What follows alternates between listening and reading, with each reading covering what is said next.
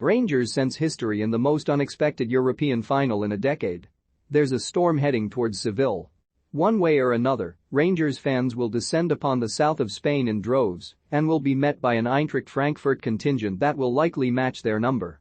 Despite the warnings, over 100,000 supporters are expected to crowd the city's picturesque streets and cobbled plazas ahead of tonight's Europa League final. The lucky few will have received tickets for the Ramon Sanchez Pizjuan out of the slender allocation offered by UEFA. The rest will pack into fan zones, the two sides separated by 5 kilometers and on either side of the Guadalquivir waterway. It will just be close enough to the Pizjuan to justify their pilgrimage. This is not an occasion to be missed. It is the most unexpected European final in a decade since Porto met Braga in 2011 and is arguably the biggest match in the histories of both Rangers and Eintracht Frankfurt.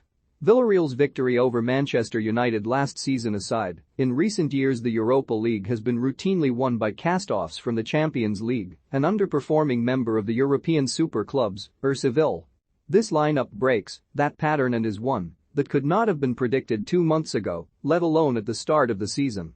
The widening financial inequalities in European football was supposed to put the idea of gracing a European final out of reach for Rangers, who have become the first team from Scotland to play in a European showpiece since their last appearance in one in 2008.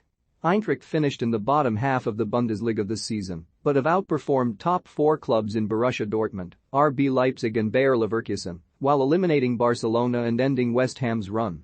Eintracht have shown they have some of the most passionate supporters in Europe. Both clubs have instead been carried here by something bigger. While each step was met by the realization that with the odds stacked against them, their journeys have also been fueled by the inherent belief that they belong on nights like these.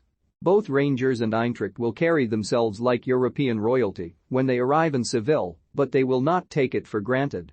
It remains a generational opportunity. It is why Eintracht took 30,000 into the new camp when they knocked out Barcelona. For Barca, a Europa League quarter-final meant ridicule and a sign of their decline. For Eintracht, it was an opportunity to grasp and a chance to rise. The same, in many ways, applied to West Ham on their run to the semi-finals, and had it not been for Aaron Cresswell's early red card in Germany we might have been set for an all-British affair.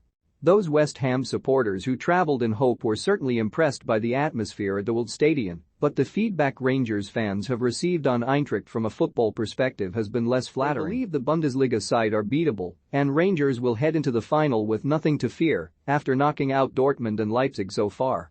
Giovanni van Bronckhorst's side have certainly proved plenty of people wrong since they were dismissed as third-rate by the Germany legend Lothar Matthäus.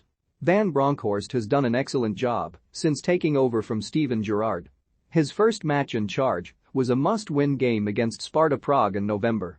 Powered on by Ibrox, Rangers secured their passage to the Europa League knockouts, and although their campaign has been one of fits and starts, they have not looked back.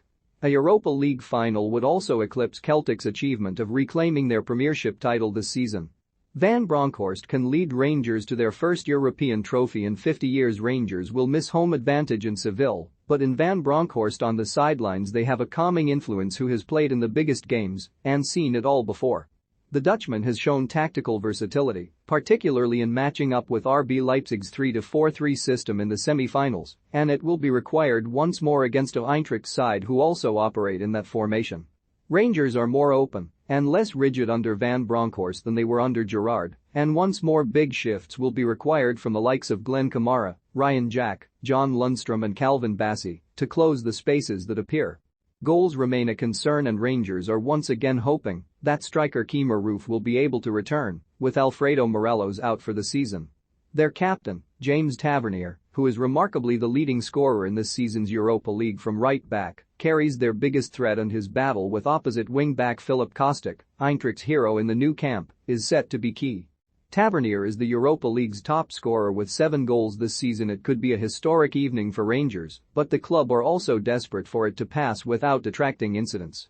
The disturbances in Manchester that followed the 2008 UEFA Cup final against Zenit St. Petersburg continue to cast a worried shadow on their trip to Seville, and UEFA have acted by opening the nearby La Cartuja Stadium and hosting a giant screen for ticketless fans to watch the match. Those with Eintracht will have another area elsewhere, but there are also concerns after clashes between German fans and Real Betis and West Ham supporters earlier in the competition.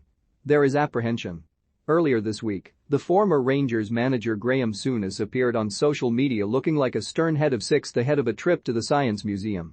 "You are an ambassador for this club," was his message for those going to Seville. "You must go there and behave." It felt ominous. There should just be excitement. Something is building. A final thought lost to European football is here.